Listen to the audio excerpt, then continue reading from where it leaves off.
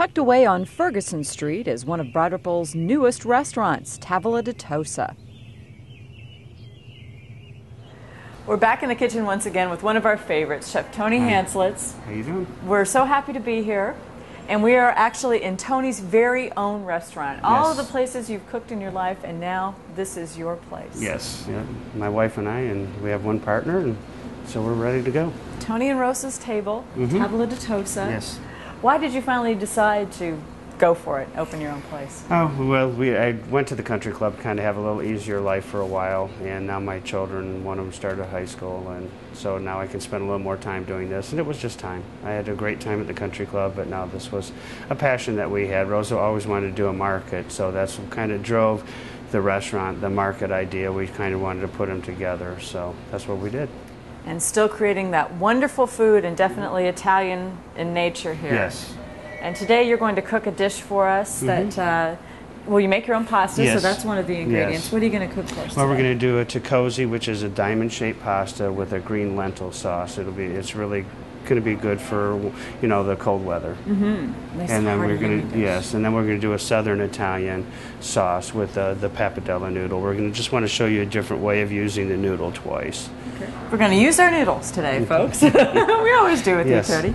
So this right here, this is a pappardelle, which is a wide noodle. You could either start out with sheets or something like this. This will work out fine because it'll give us a good shape and it's thick enough. We want a good hearty pasta with this sauce. So all you're going to want to do is start on an angle and just cut it about an inch, inch and a half. Now, fresh pasta not only tastes really good, but it cooks very quickly, doesn't it? Yes, it takes about 3 minutes. And the thing about fresh pasta is you really want to salt your water because there's no seasoning in the pasta whatsoever. So you salt the water and that gives the pasta the flavor. What's really different, what we do here is we don't cook any pasta ahead. We cook everything to order. And we don't rinse it because it rinses the starch. And then the sauce is supposed to stick to the pasta. Not we're so Americanized with what we do is we rinse the pasta. That's why there's so much sauce, because it won't stick to it. So, and if you ever look when you get done with your pasta, more than likely there's sauce in the bottom of the bowl. Well, it should be stuck to the pasta, and you should enjoy it with the pasta. Unless it's really great sauce and you have that extra bread. Right. You're right. There's nothing wrong with that either. So. You might be glad to see extra sauce when it's this lentil sauce that Tony makes from scratch. Oh, this is a green lentil sauce, right. And see, in a lot of Italian cooking, you just take some of the pasta water that thins your sauce out. And what that'll do is help get your sauce warm. And also, because it's a little bit salted, so it's going to, you want to lighten up on your salt to begin with. But it won't ruin the flavor because we'll cook it till it's evaporated. So you're not introducing any flavor like in French-style cooking where you would use a stock. To do that, you would introduce that flavor, where the Italian food is much lighter. We want to taste the lentils, the tomatoes. This has garlic, celery, carrots, onions, and rosemary. And it's vegetarian also. There's no meat broth or no pancetta. The next step is simply to boil your pasta and heat your sauce in a pan. Tony then likes to put the cooked pasta in the pan with the sauce, give it a quick toss, plate it, and eat it. You just want to let this sit for a minute. Just put it right in there. Pretty so quick too, like you said, made to order. And then we're just going to want to do is just drizzle with a little bit of olive oil. And then it's good to go. Now, just down the street from Tavola di Tosa is Cafe Tosa. This is a delicatessen and restaurant that's run by Tony's wife, Rosa. Inside, you'll find just a few tables where you can sit and enjoy the Mediterranean-style menu. Or better yet, you can choose a soup, a sandwich, or a dessert to go. We're going to continue to use our noodle here, Tony. And this time we're going to use the noodle in its whole long right. form, correct? Yes, this is a pappardelle, and we're going to do, the dish is called pasta in the style of southern Italy. Aha, and that means tomatoes of some right, sort. yes. And this sauce is made with galleta olives, which are black olives soaked in red wine, capers, anchovies, garlic, tomato, onion, and rosemary. Very similar to a puttanesca. Wow, this is going to be major flavors going on here, huh? Mm-hmm. Wake you up here. Fantastic dish. Great.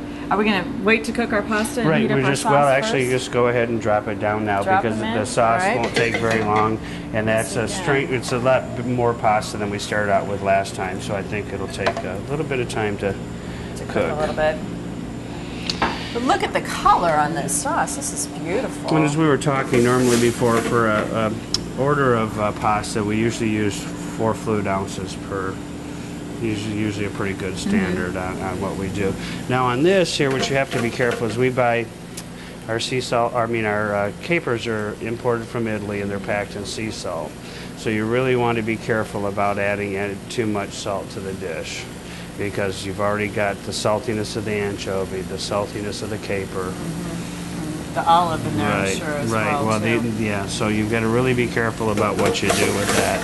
But the sweetness of the tomato and the city will definitely balance some of that down. What kind of tomatoes did you use in We there? just use a plum tomato. Plum tomatoes. And this, I'm assuming, is another sauce you could make ahead, and could you freeze this and keep this? I would think so. I wouldn't see why not. I wouldn't see why not. Why did you decide to put a sauce like this on your menu?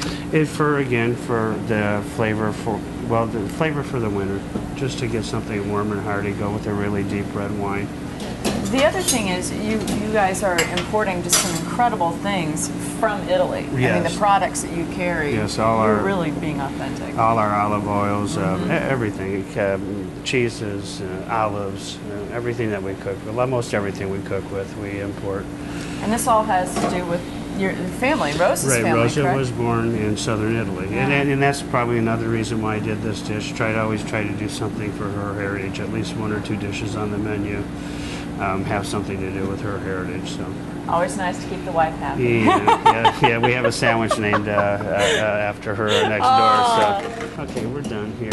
Now, if somebody didn't want to use a pappardelle, do you still need the wide noodle though? No, I wouldn't. I would do a flat noodle. I wouldn't do a round noodle with this dish. But you could cut ribbons, or say it just lends itself better to do a flatter noodle. See how that coats it? Yeah, it's perfect enough. Yeah, it is. It's still saucy enough for everybody, and you can set that right down. Put this down in your beautiful bowl here. And do you have a little just go ahead and sprinkle a little garnish? parsley. Yep, just a little flat Italian parsley. And then we'll put a little more olive oil on it. I always like to finish with a good olive oil. Something nice and fruity. Another beautiful pasta dish from Tony and Rosa's table. Thank you so much for letting us invade your kitchen this morning. I appreciate it. And use our noodles.